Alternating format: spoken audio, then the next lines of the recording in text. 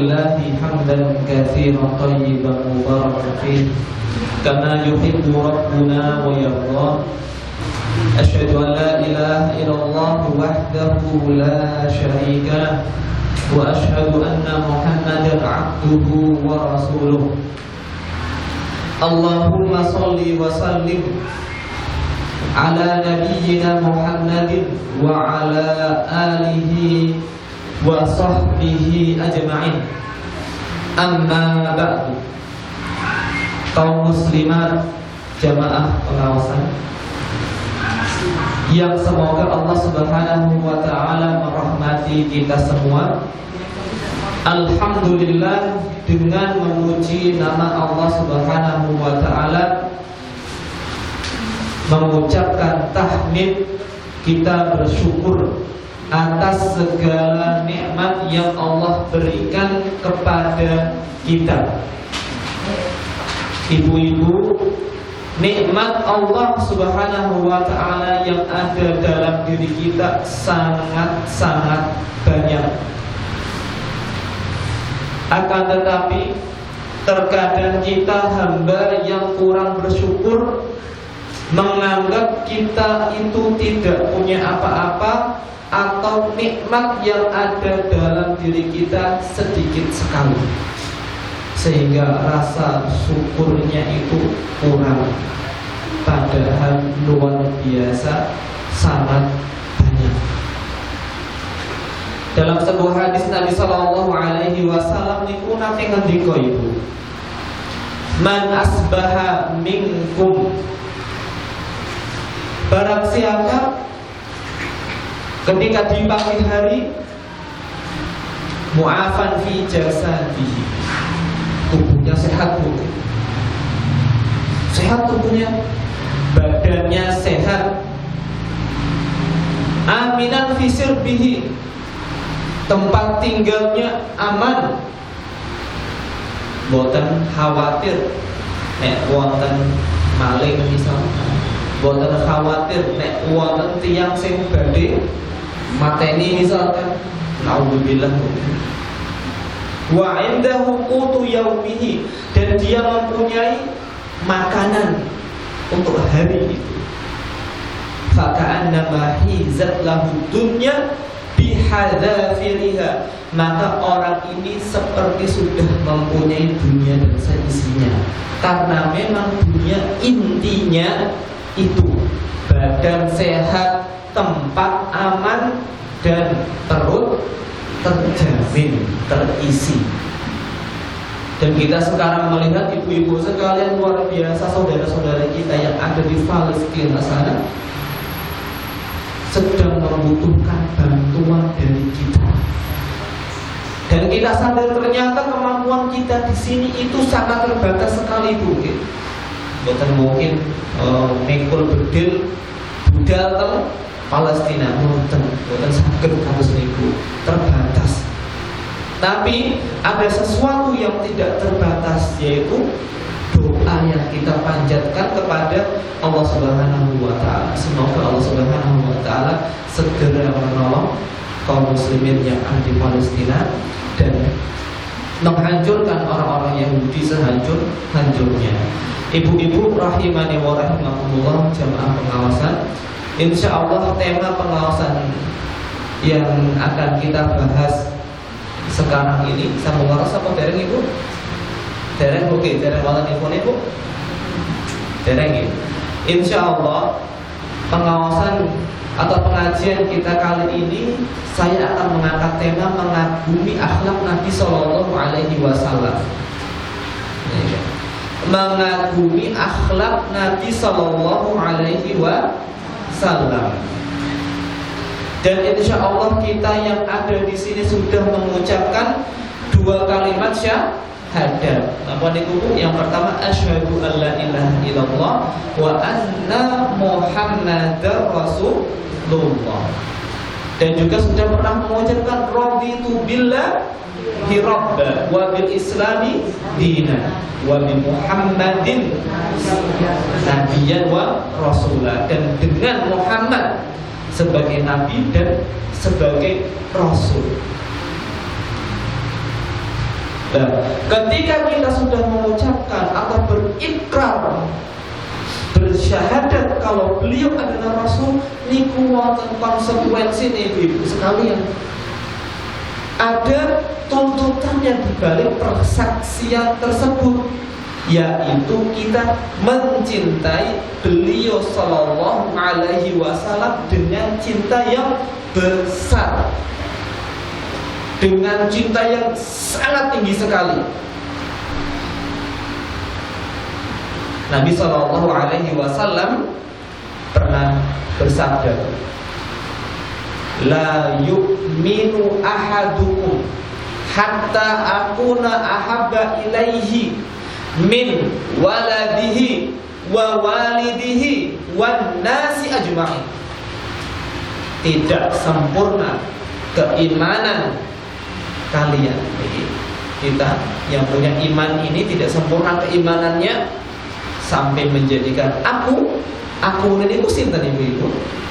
Nabi Muhammad SAW mungkin lebih dia cintai dibandingkan siapa? Dibandingkan cinta kepada anaknya sendiri, dibandingkan cinta kepada orang tuanya sendiri, dan dibandingkan cinta kepada semua orang yang ada di muka bumi ini. Para sahabat Nabi SAW sudah mempraktekkan kecintaan itu ibu-ibu sekalian. Mereka berjuang demi melindungi nyawa Nabi SAW. Mereka rela nyawa mereka yang lepas dari tubuh mereka sendiri. Mungkin dengan keadaan buku sirah atau mendengarkan kisah perjuangan para sahabat Nabi SAW itu benar-benar merasa merinding bagaimana pengorbanan mereka untuk melindungi Nabi SAW. Dengan Nabi kita mengenal hidayah, dengan Nabi kita mengenal Islam, dengan Nabi derajat perempuan itu diangkat setinggi-tingginya. Dan beliau jasanya luar biasa sekali untuk kita. Salah satunya yang membuat kita cinta kepada beliau bukan karena kegantengan beliau, bukan ibu-ibu sekalian, tapi yang membuat kita cinta kepada beliau sallallahu alaihi wasallam adalah indahnya akhlak beliau sallallahu alaihi wasallam. Teng mriki wonten boten nek ibu-ibu kalau melihat orang yang akhlaknya baik kok mboten seneng? Enten mboten, Bu? Tiang normal niku nek meresani melihat orang yang akhlaknya baik luar biasa, pasti hatinya suka. Tidak peduli bagaimana wajahnya. Arep wajahe kaya Mas Anu, apa wajahe kados kula niki, sing penting akhlake apik, insyaallah diremeni. Dan orang itu diukur dari akhlaknya, bukan dari tampilan wajahnya. Kalau wajah itu sudah pemberian dari Allah Subhanahu wa taala, kita tidak ada yang bisa pesan, ya Allah, soalnya aku lahir kayak ini sing ayu yo. Enggak ada yang bisa seperti itu.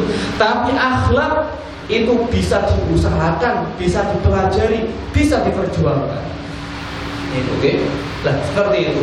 Dan akhlak Nabi Muhammad sallallahu alaihi wasallam itu mukjizat tersendiri, Bu. Mukjizat tersendiri, luar biasa tingginya. Buktinya apa ibu-ibu sekalian? Nalikane turun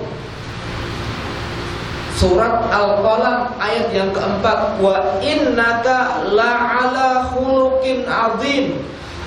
Demi Allah, sesungguhnya engkau wahai Muhammad di atas akhlak yang azim, yang besar, yang agung. Niki sing muji sinten ibu-ibu kalau Al-Qur'an turun? Sing muji sinten niki? Allah Subhanahu wa ta'ala. Tapi anehnya ibu-ibu sekalian, istri-istri beliau, beliau punya banyak istri, Bu. Beliau punya khususan itu tidak dimiliki oleh umat beliau. Tidak ada istri beliau yang protes dengan ayat ini. Oke? Maksudnya protes pripun? Biasane istri niku sing ngertos jeroane suami mungkin. Istri itu yang tahu suami seperti apa. Walaupun di luar rumah suami pandai memakai topeng. Nah, dalam arti kiasan mungkin, nek ketemu wong iki senyum, humble, ceria, nang jero rumah, ya Allah, gedegi. Nah, biasanya istri itu yang tahu jeroane suami. Jeroane mungkin. Akhlak-akhlak yang buruk dari suami itu yang tahu siapa? Istri. Tapi satu pun di antara istri-istri beliau gak ada yang protes tentang ayat ini. Itu benar. Leres niku ayat. Nabi pantas mendapatkan pujian dari Allah Subhanahu wa taala.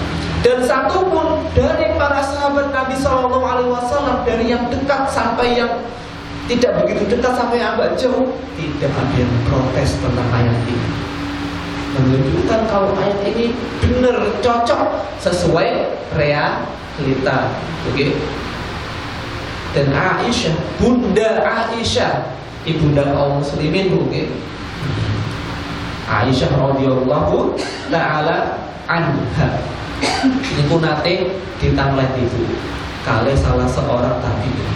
Wahai Bunda, tolong kabarkan, ceritakan kepadaku tentang akhlaknya Nabi Sallallahu Alaihi Wasallam. Dibalas tanya sama Aisyah radhiyallahu taala anha, ya bunayya, wahai anakku, ama taqra'ul Quran? Apakah engkau tidak membaca Al-Quran? Kalau Allah Subhanahu wa taala, wa innaka la'ala khuluqin 'adzim. Khuluqul Muhammadin Al-Quran. Akhlaknya Muhammad sallallahu alaihi wasallam adalah Al-Quran. Sudah tidak usah dijabarkan Nabi seperti ini, Nabi itu seperti langsung secara garis besar akhlaknya Nabi itu Quran. Nah, tiyang saged mempraktekkan Al-Quran itu insyaallah kados Nabi Sallallahu Alaihi Wasallam itu sekalian. Nah, Allah Subhanahu Wa Taala itu menjadikan kehidupan Nabi Sallallahu Alaihi Wasallam melalui berbagai macam kondisi. Dari beliau lahir dalam keadaan apa? Ya, yatim. Yatimnya niku yatim sing tingkatan paling dhuwur. Yatim akbar namanya. Jadi ketika lahir ayahnya sudah meninggal. Kan wonten yatim sing sampun dilus-lus, sampun mendapatkan kasih sayang dari ayahnya. Di umur 4 tahun misalkan ayahnya baru meninggal. Niku yatim nggih yatim, tapi masih yatim. Nabi Shallallahu alaihi wasallam belum pernah mendapatkan satu sentuhan pun dari ayahanda Abdullah bin Abdul Muttalib. Belum pernah. Kemudian beliau beranjak dewasa, diasuh oleh sang kakek. Kakek meninggal, berpindah diasuh oleh Abu Thalib, paman beliau, saudara kandung dari Abdullah bin Abdul Muttalib. Beliau tidak berpangku tangan. Beliau yang mengembala kambing demi untuk memenuhi kebutuhan hidupnya. Beliau juga diajak berdagang oleh Abu Thalib. Beliau menikah, beliau punya anak, sehingga beliau suami juga beliau seorang ayah. Beliau juga pemimpin negara Daulah Islamiyah mungkin yang ada di kota Madinah ketika itu.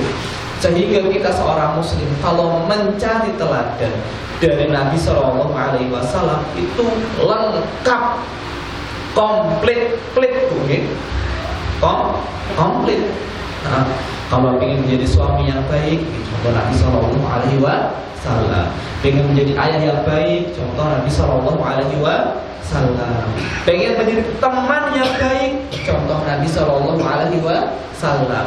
Pengen dados guru yang sae, contoh Nabi Shallallahu Alaihi Wasallam. Ingin menjadi majikan yang baik, contoh Nabi Shallallahu Alaihi Wasallam. Lengkap bu, lengkap. Benten kados misalkan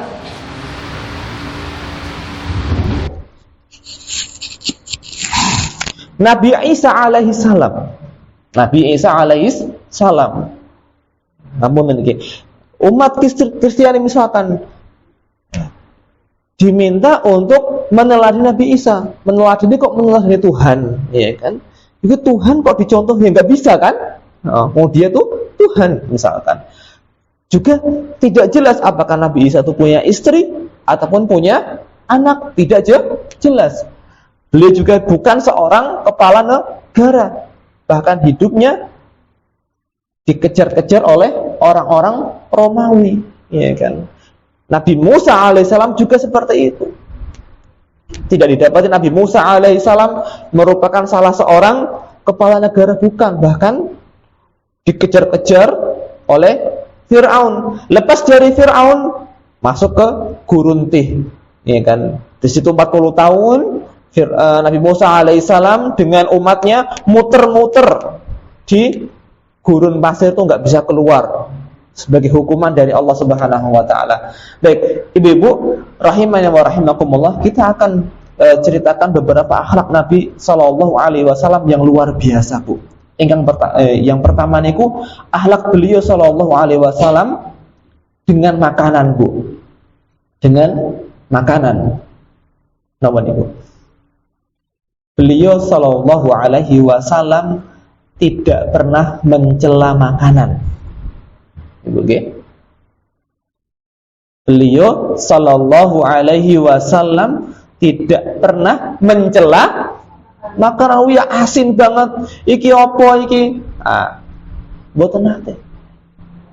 Abu Hurairah radhiyallahu taala anhu mengatakan, Nabi sallallahu alaihi wasallam tidak pernah mencela makanan sama sekali. Ketika beliau ingin makan, ketika beliau tidak ingin atau tidak suka makanan tersebut, beliau meninggalkannya, tidak makan. Beda dengan kita, Bu, nggih.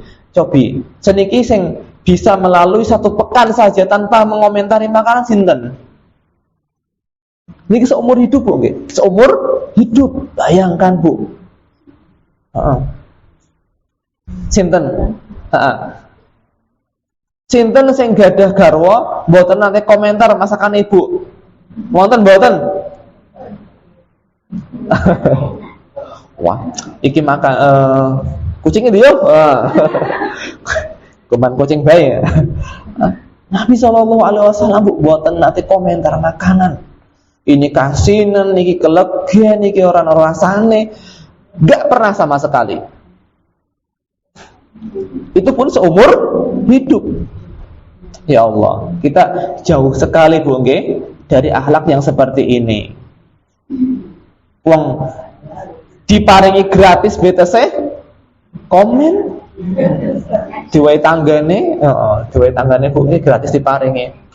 Saya di komen be entek. Masya Allah, luar biasa. Bahkan dalam kondisi yang beliau sallallahu alaihi wasallam itu diminta untuk komen, beliau mboten komen, Bu. Ini ada sebuah kisah. Ini kisah diceritakan oleh Ibnu Abbas. Abdullah bin Abbas bercerita, Bu. Aku dan Khalid bin Walid juga bersama Nabi sallallahu alaihi wasallam berkunjung ke rumah Maimunah. Maimunah adalah salah seorang istri Nabi sallallahu alaihi wasallam. Tiba-tiba didatangkan makanan dibuat dari dop. Dop niku nggih kadal gurun pasir, Bu. Semacam kadal, semacam kados kadal lah nggih. Teng mriki mboten wonten. Mboten wonten. Niku sampun dimasak, sampun dipanggang. Ya kan. Maka Nabi sallallahu alaihi wasallam ingin mengambilnya. Dikasih tahu oleh salah seorang istri beliau, "Wahai Rasul, ini daging dop." Kemudian beliau tidak jadi makan. Khalid bin Walid dengan lahapnya makan. Ketika Khalid bin Walid melihat Nabi sallallahu alaihi wasallam tidak makan, beliau bertanya, "Aharamun huwa ya Rasulullah?" Apakah ini haram wahai Rasulullah? Maka Nabi sallallahu alaihi wasallam tidak menjawab, "Nyong ora seneng, iki ora enak dagingnya." Masa nyong Nabi diwai daging kadal? Harusnya daging kambing ya.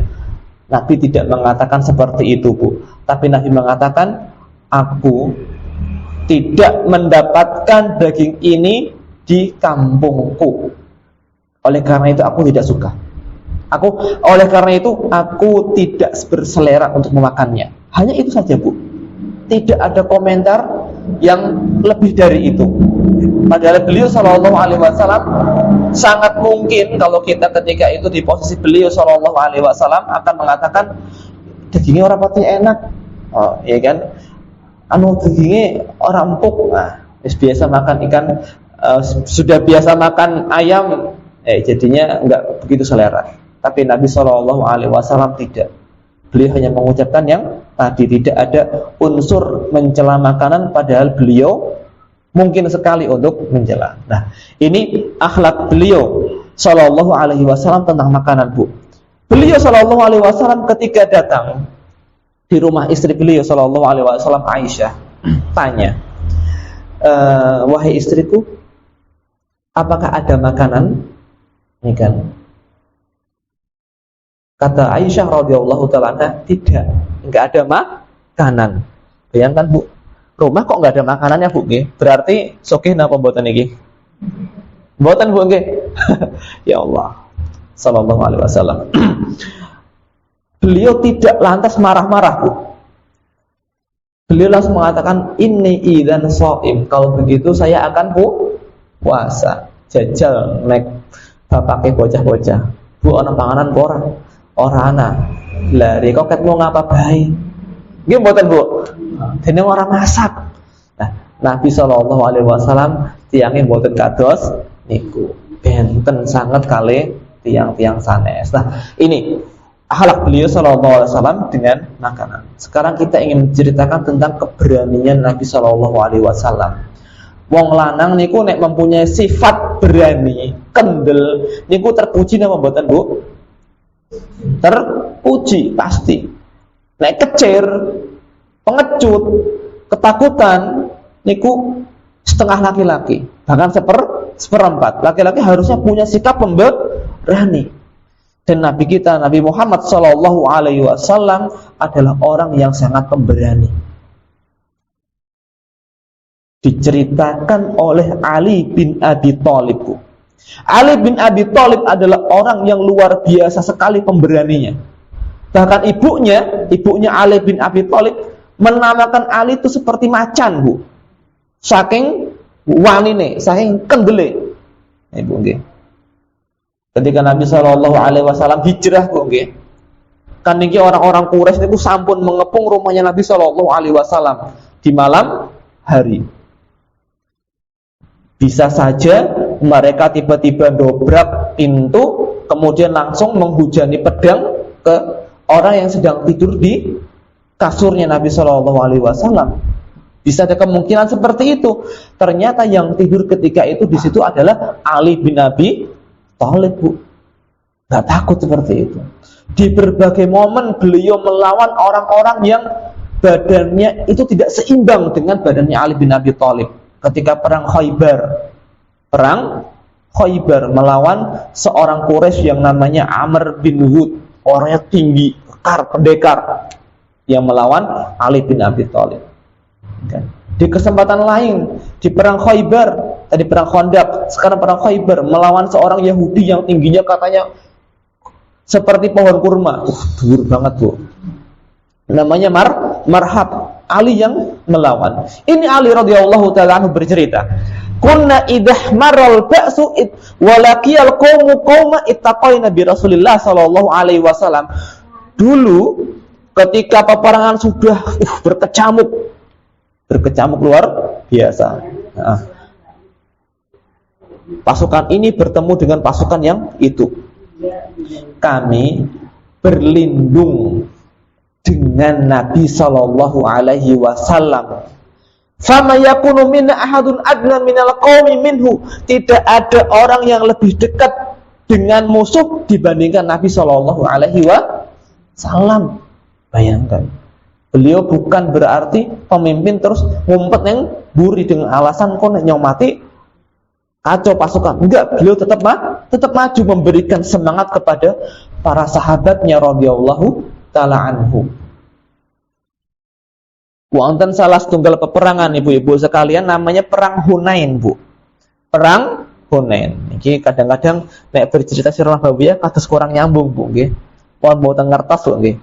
Tidak tahu napa segmen-segmen dari sirah nabawiyah, tapi tidak masalah, tetap saya ceritakan. Ada sebuah peperangan namanya perang Hunain. Perang Hunain itu terjadi setelah penaklukan kota Mekah, Bu. Perang Hunain itu terjadi setelah penaklukan kota Mekah, sehingga yang ikut perang itu banyak karena orang-orang Arab sudah masuk ke dalam agama Islam dengan berbondong-bondong. Wis jelas sing menang iki Muhammad, Quraisy iki wis jelas kalai. Wis jelas sing bener iki Muhammad sallallahu alaihi wasallam, Quraisy iki salah. Karena sebelum kota Mekah ditaklukkan, orang-orang Arab itu melihat ini Muhammad dan para sahabatnya sedang konflik dengan orang-orang Quraisy. Lihat yang menang siapa? Nek yang menang Quraisy berarti Muhammad salah.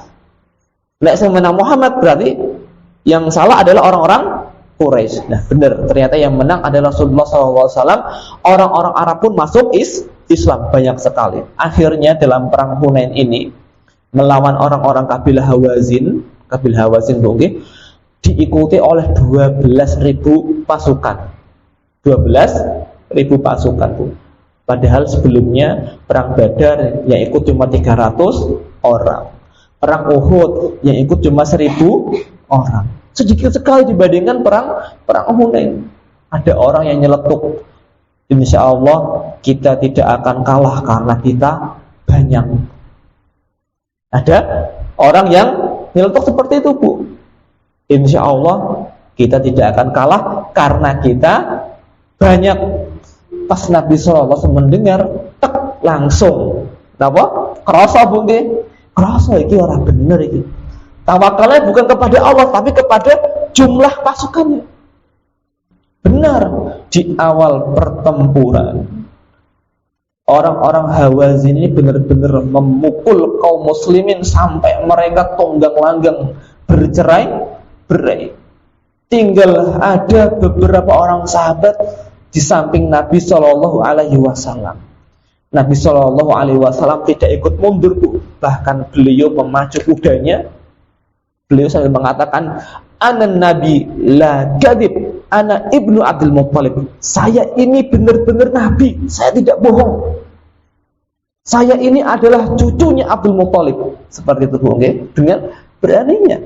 Gak ada kata mundur dalam kamusnya Nabi Shallallahu Alaihi Wasallam. Tawakalnya luar biasa. Nah, ada momen lain juga, Bu.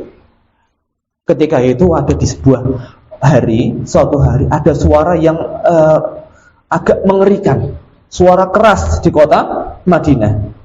Para sahabat Nabi SAW ketika ada suara keras pasti ingin tahu, Bu, nggih, ini suara apa sih? Pas mereka hendak mencari tahu, ternyata Nabi SAW sudah balik, balik dan mengatakan, kalian mau kemana? Jangan khawatir, saya sudah cek semuanya, insya Allah aman. Bayangkan, sudah sigap beliau Sallallahu Alaihi Wasallam. Itu keberanian beliau Sallallahu Alaihi Wasallam. Kita insya Allah cinta sama orang yang berani, kita insya Allah suka sama orang yang berani, dan kita benci sama orang yang pengecut dan juga penakut. Ibu sekalian, insya Allah kita berpindah ke segmen berikutnya tentang kedermawanan Nabi Sallallahu Alaihi Wasallam. Memiliki wonten sing remen kali tiang pelit, Bu? Wonten mboten? Ada yang punya tetangga pelit? Sering digundungi mboten, Bu? Pokoke nek ngowahi jan. Ada ibu-ibu sekalian yang punya tetangga pelit? Ngapunten.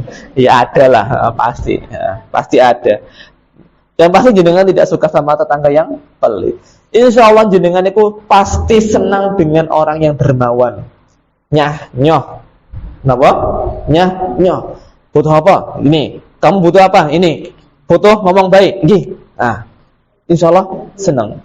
Dan begitu pula Nabi kita Muhammad Sallallahu Alaihi Wasallam. Seperti itu, ibu sekalian. Nah, dikisahkan ibu sekalian, ini ada cerita dalam Sahih Bukhari. Nah, Bu, ini mic-nya bikin konsentrasi hilang, Bu. Dilem biru, Mas, nih. Di lem biru. Ada seorang perempuan datang menemui Nabi Shallallahu Alaihi Wasallam dan membawakan sebuah pakaian, ibu-ibu sekalian. Karena perempuan ini melihat Nabi Shallallahu Alaihi Wasallam pakaiannya sudah kurang pantas lah. Nabi kok pakaiannya seperti itu? Rasulullah pemimpin negara kok pakaiannya seperti itu? Perempuan ini berinisiatif untuk membawakan pakaian. Pas dipakai, masya Allah, tambah ganteng Nabi Shallallahu Alaihi Wasallam itu, bu. Cakep sekali. Tiba-tiba, bu, ada seorang, ya Rasulullah, ya kan, tolong pakaikan aku pakaian tersebut. Langsung diminta, bu. Langsung diminta, ya kan. Kira-kira nak jenengan gadah tonjok atas niki pripun? Ini Nabi SAW baru pakai pakaian dan beliau karena butuh, bukan karena hanya untuk menyenangkan yang memberi, langsung diminta. Faqala iksiniha, tolong pakaikan aku pakaian tersebut wahai Rasulullah. Maka orang-orang pun mencelanya. Kamu tuh bagaimana? Nabi Shallallahu Alaihi Wasallam, antum kan sudah tahu kalau Nabi tidak akan menolak orang yang minta. Orang minta kalau beliau punya pasti dikasih. Kenapa kau minta pakaian itu? Nabi itu lagi butuh pakaian. Kata orang ini, bu, masya Allah ini, wallahi, aku itu minta pakaian tersebut bukan untuk dipakai sehari-hari. Saya ingin pakaian itu menjadi kain kafanku kelak. Maka kata Sahl, orang yang menceritakan kisah ini, fakanat kafanuhu, fakanat kafanahu, maka benarlah baju itu adalah kain kafannya dia. Tapi kita melihat, bu, bagaimana Nabi Shallallahu Alaihi Wasallam tidak menghardik sahabat tadi. Tidak mengatakan, kamu tahu diri dong, saya lagi butuh baju ini. Nembe dinggo, wis dijaluk, ya kan, bahasa tempat saya seperti itulah, bu. Nggak tahu bahasa sini seperti apa, ya kan. Baru dipakai, sudah diminta. Ini, masya Allah, luar biasa beliau Shallallahu Alaihi Wasallam. Momen lain, bu, ketika ada seorang Arab Badui, bu. Arab Badui itu orang Arab yang tidak tinggal bersama kaum muslimin di Madinah. Dia lebih memilih tinggal di padang pasir, angon wedhus. Sehingga sikapnya beda, bu. Atau angon onta, bu, nggih. Sikapnya beda, tata keramanya beda.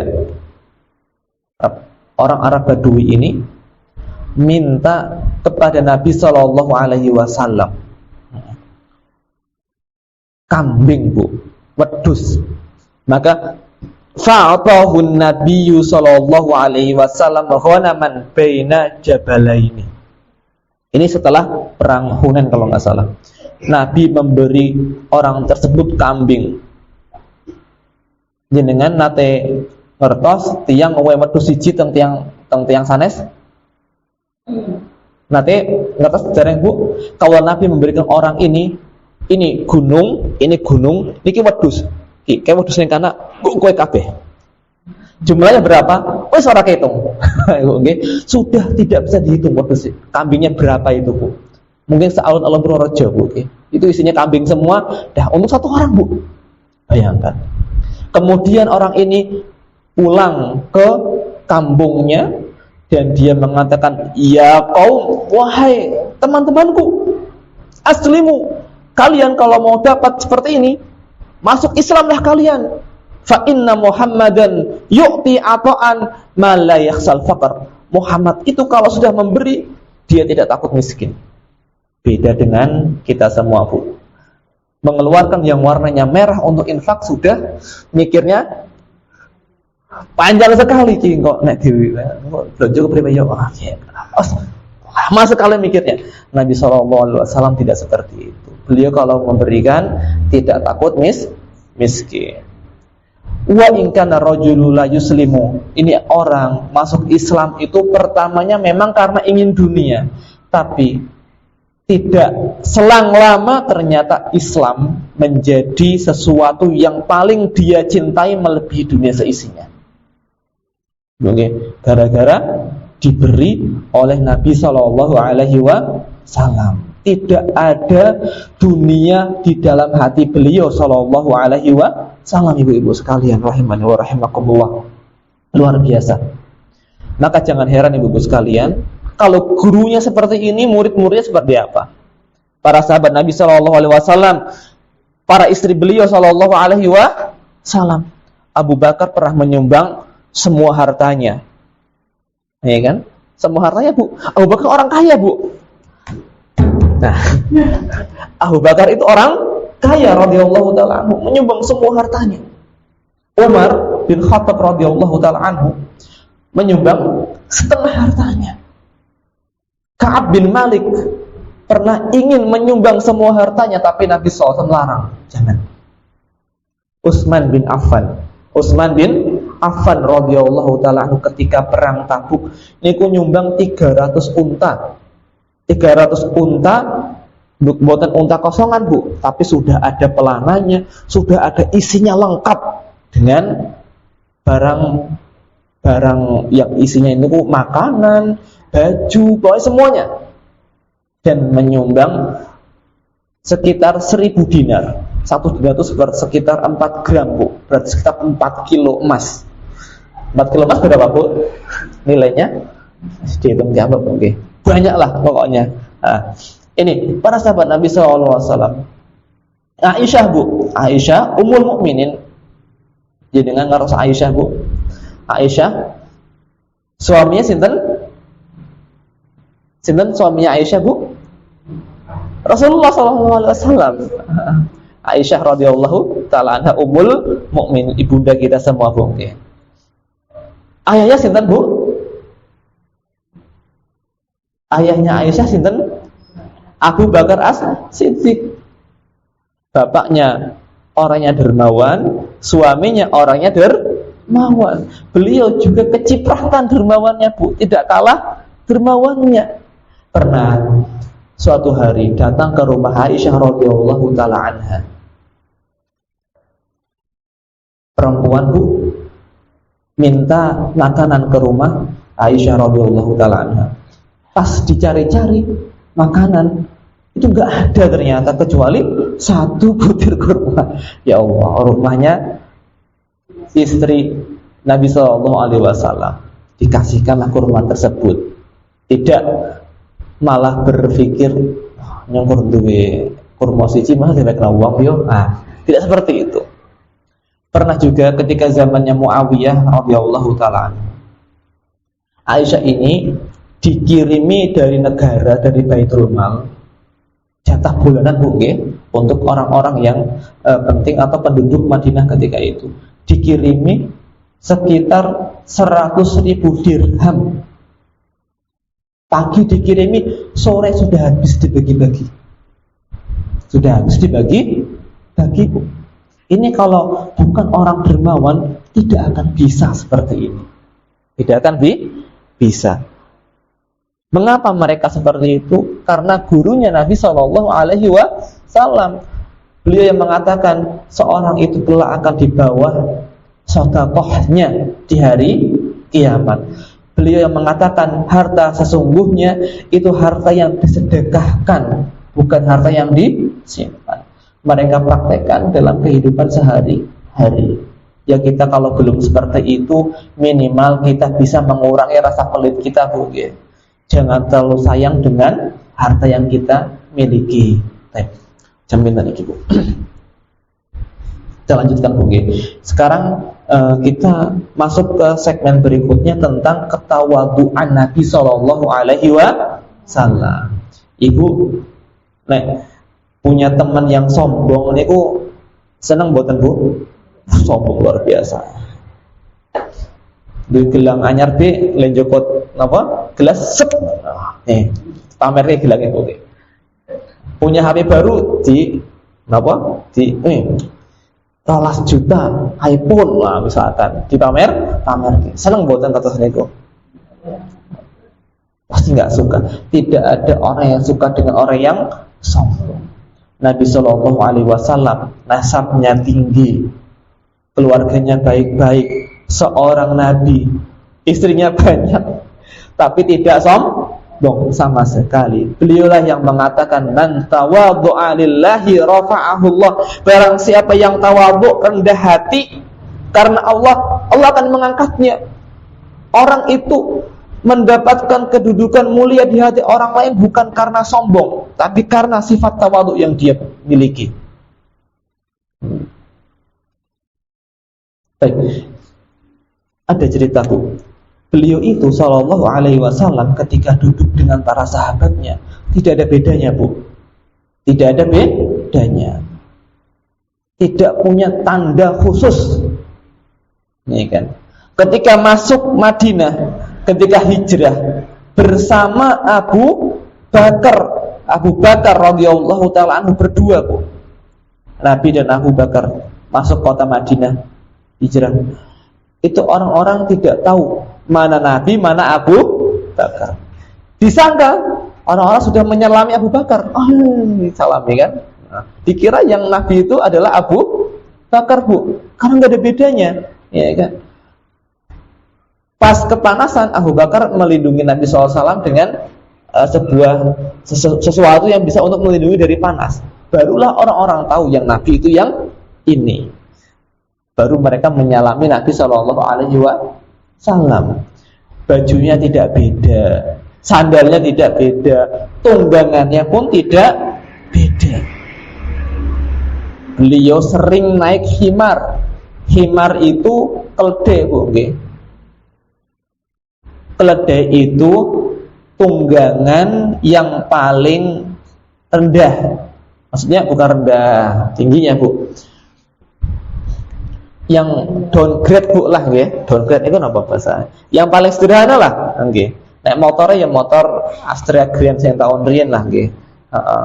Yang paling jelek sering naik itu. Bahkan beliau SAW sering boncengan dengan anak-anak, kadang-kadang sama Ibnu Abbas pernah, sama sahabat yang masih kecil lainnya juga pernah, selama itu tidak memudaratkan hewan tunggangan tersebut boncengan, ya kan? Pasti berat. Beliau terkadang juga karena tawadhu berjalan tanpa mengenakan alas kaki alias nyeker, ya kan? Alias nyeker.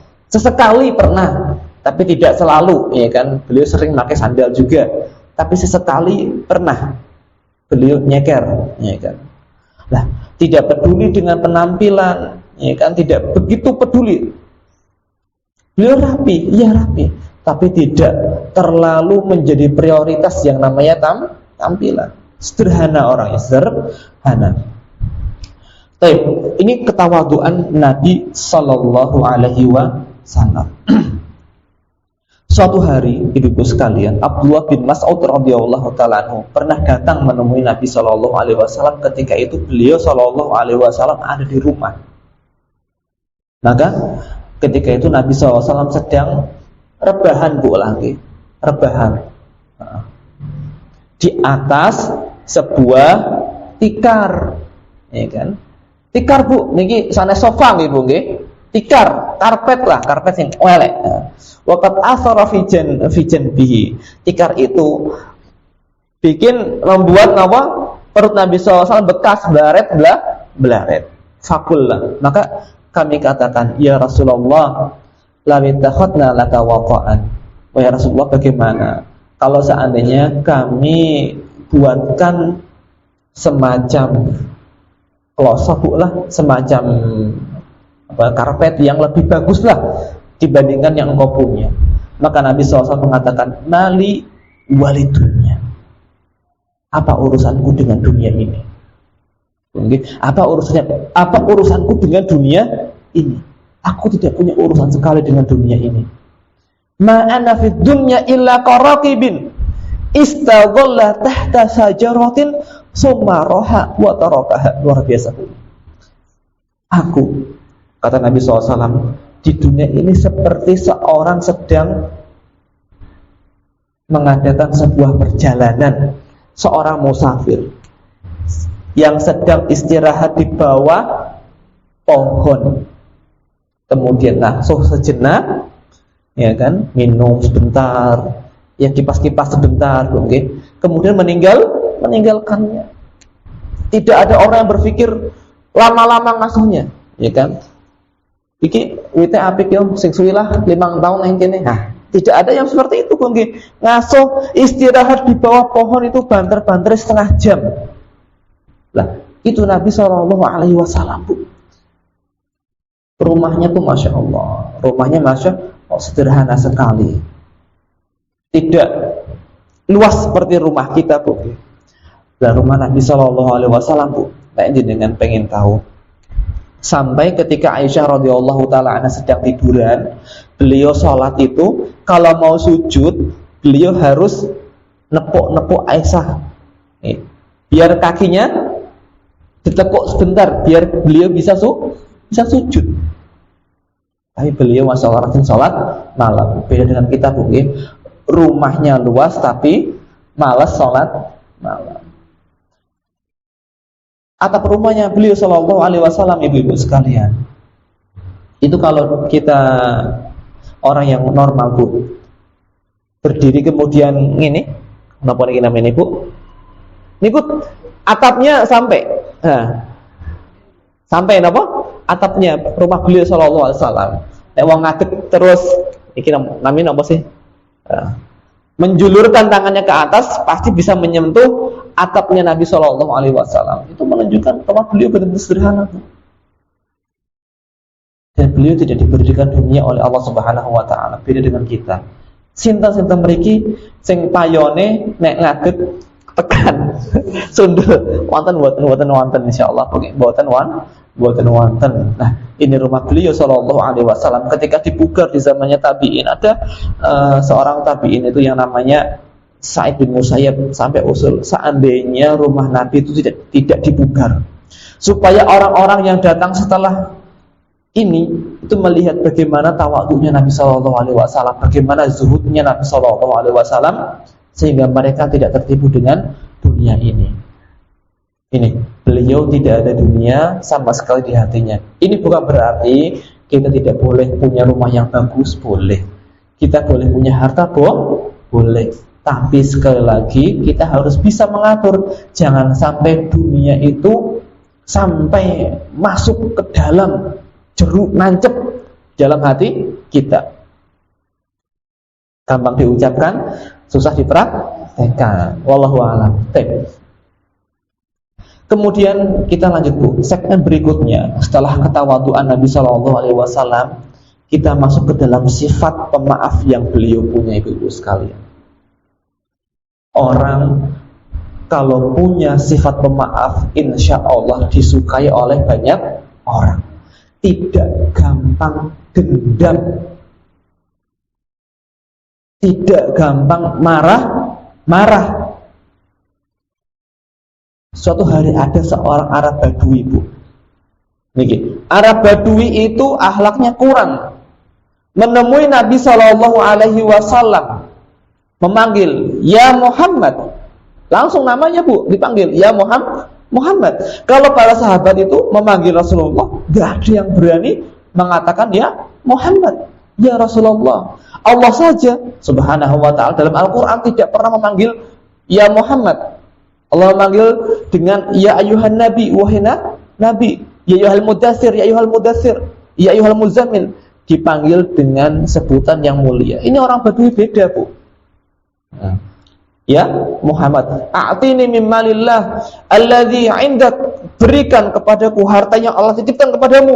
Nah, langsung minta plus narik selendang beliau sehingga membekas di leher beliau. Kira-kira tarikannya lembut atau kasar, ibu-ibu sekalian? Tapi ketika Nabi Shallallahu Alaihi Wasallam melihat, langsung tertawa, senyum. Kemudian beliau memerintahkan kepada para sahabat itu dikasih orang tadi. Bayangkan, Bu, langsung refleks tersenyum, Bu. Tidak, kamu tuh sakit ini. Wah, tidak seperti itu, Bu. Ini memaafkan. Orang biasanya memaafkan, tapi biasanya didahului dengan marah-marah terlebih dahulu. Tapi beliau Shallallahu Alaihi Wasallam tidak. Beliau langsung seketika itu maafkan orang ini. Lah, momen lainnya, ibu-ibu sekalian, bagaimana Nabi SAW maafkan orang Quraisy. Orang-orang Quraisy, ibu sekalian, ini adalah orang yang telah mengusir beliau Shallallahu Alaihi Wasallam dari Mekah sampai beliau hijrah ke Madinah. Padahal beliau adalah orang yang sangat cinta sekali dengan tanah kelahirannya. Mekah itu tanah kelahiran beliau. Di sana beliau punya keluarga besar. Di sana beliau tumbuh, tapi kok diusir sehingga harus pindah ke tempat lain.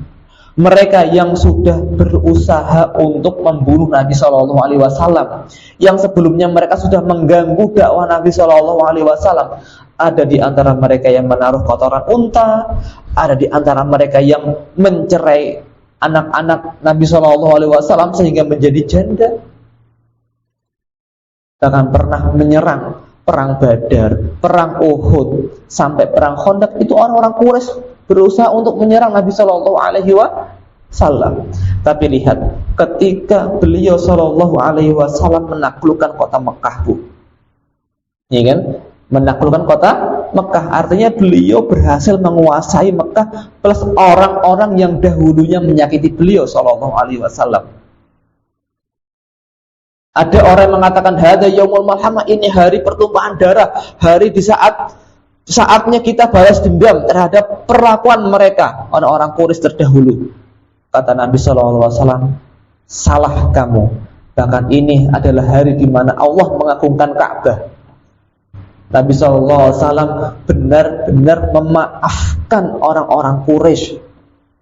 Beliau mengatakan seperti kata-kata Nabi Yusuf kepada para sahabatnya, kepada para saudaranya, la tasriba alaikumul yaum.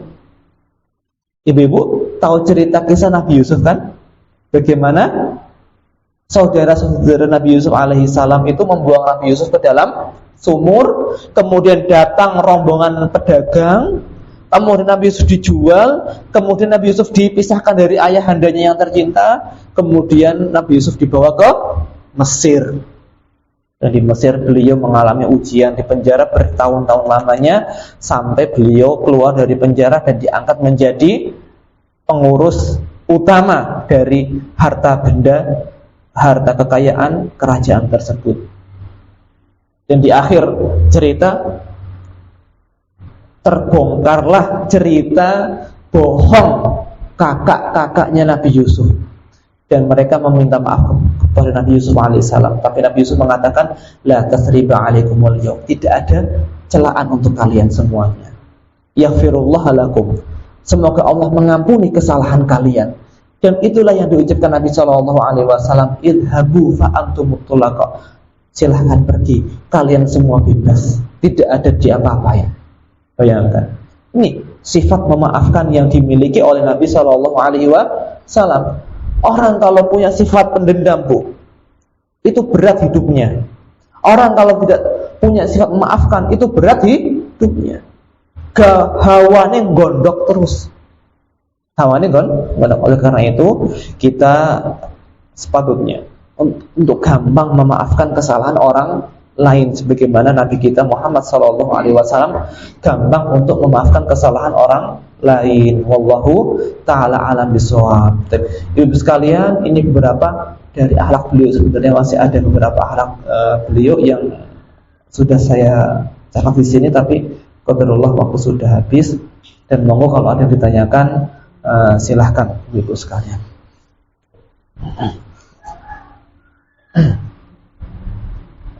Kalau cerita sepertinya agak itu ya Bu, menarik ya, wallahu a'lam. Monggo ibu-ibu kalau ada ditanyakan masalah keluarga atau masalah apa, silakan. Kalau tidak ada juga tidak apa-apa. Tidak memaksa. Monggo ibu. Baik, kalau tidak ada, saya akhiri Bu. Kesimpulannya, beliau sallallahu alaihi wasallam adalah panutan kita semua. Beliau mempunyai akhlak yang sangat luar biasa sekali, dan kita selaku umatnya, kita berusaha untuk meneladani beliau sallallahu alaihi wasallam. Ibadah itu tidak hanya sholat, tidak hanya baca Quran, puasa, haji ataupun umrah, bukan.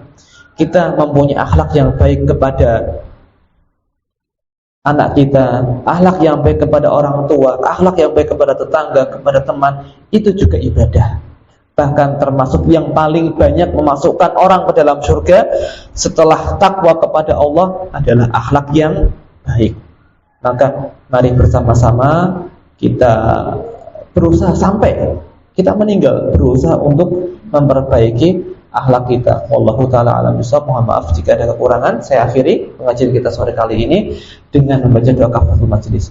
Subhanakallahumma bihamdika asyhadu an la ilaha illa anta astaghfiruka wa atubu ilaik. Wassalamualaikum warahmatullahi wabarakatuh.